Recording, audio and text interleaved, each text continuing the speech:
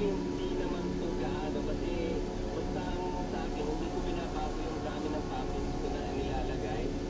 Yun pa rin yung lasa. Yung size ng bowl, yun pa rin.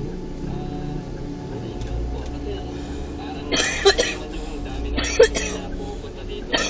So, parang nag-experiment pa na magdagdag. Hindi po, ayun pa rin po yung aking since mag-start kami ng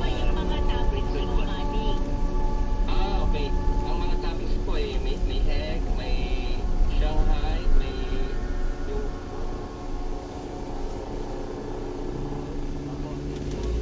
then meron po siyang mga gulay. Then yung Mickey po niya. Yung pinaka. Yung Mickey ba? Yung Mickey ba ano yun? Kayo mismo, di ba kapag nagkakakamit tayo? Kasi iba may ginagawa. Pero kailangan na company. Meron po. Meron ako kinarata pero expert po. Nagawa na yun, building siguro. Isa lang po yung Parang opisina nito. Napagkaiba-iba, nag-iba po yung lasa kasi tinitimplahan din po yan before nila gawin na bibig. Although namili pa rin po ito nung una, may mga 3-4 na po pinagpilihan kung saan natin kukuha pero recommended doon nung magluluto kasi dati na rin siya nagluto ng Tulog ka. sa ibang kainan. Yun po yung yun po yung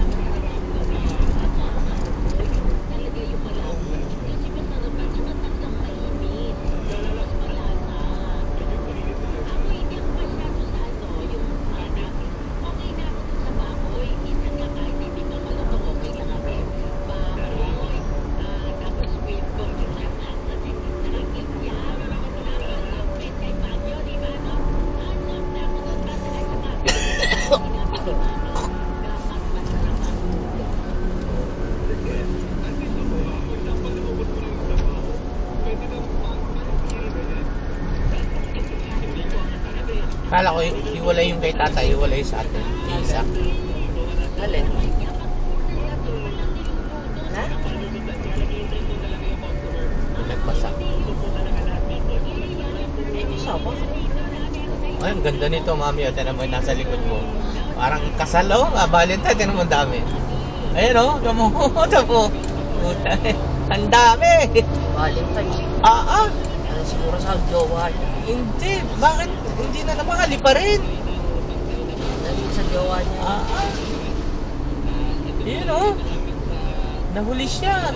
Surprise ko sa jowa niya.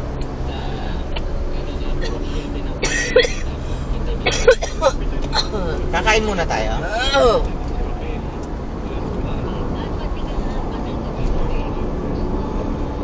at saka medyo maganda rin po yung yung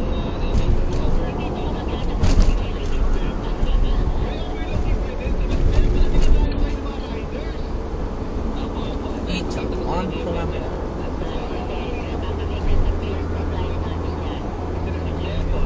Bilis ko Valentine, nawala, oh. Yun, oh. Ganda ng pagkakatali niya.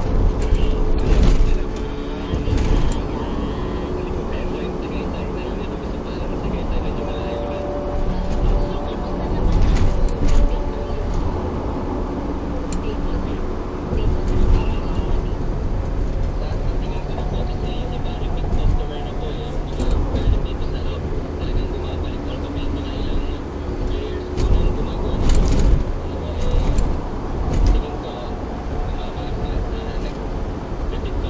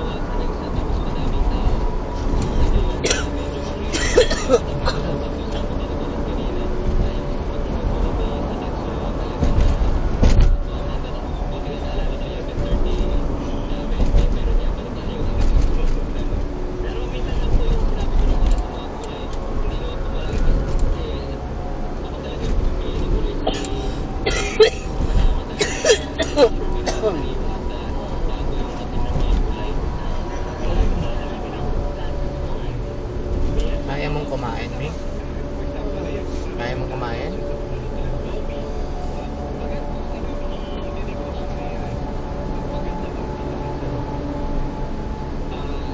Kasi pagkain po ito, nung una, nung kami nasa trabaho pa sa mga, ang mga customer ko lang, mga client ko, may mga kainan, sabi nila 50% ang, kitaan. Pero, dun na-realize ko na kasi, konti lang sila, kaya naging 50% sila yung nagtatrabaho, nandog, nagluluto.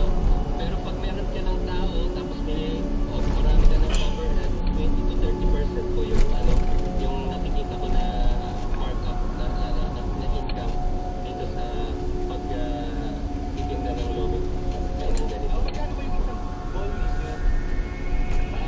Sa Domi po, Yan, meron no? ako 50 pesos. Pinapaspasan na dahil bakal. With special na 80 pesos. Yung tulay na yun, pinapaspasan. 100 po yung Yahoo. Then meron ako sa overload na 250 pesos. Ano yun? May semento na, no? 4% po yun. Medyo overload po yun.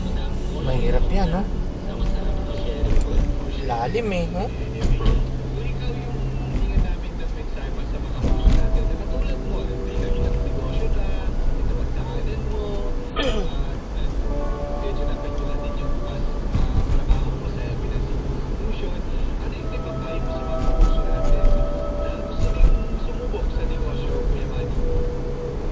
Siguro po unang-una yung guidance ni Lord din po yung importante. Pero yung lakas ng loob po, kasi pag walang lakas ng loob, pag natuwag tayo, hindi makikita yung mga oportunidad na nandyan lang sa tabi-tabi.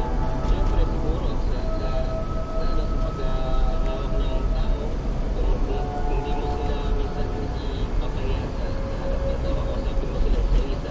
Kung may mga customer, tatanungin mo sila, kailangan mag-voice out din, kailangan i-ano mo sa kanila kung ano yung posisyon na rin ng tindahan mo, ng kainan, para yun, laban lang araw-araw. Pag gising mo sa umaga, pasalamat tayo kasi may hininga tayo buhay at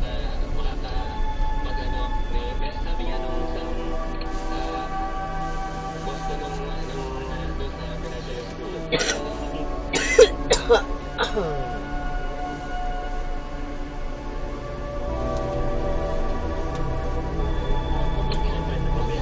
makontento na na araw-araw ito lang ito.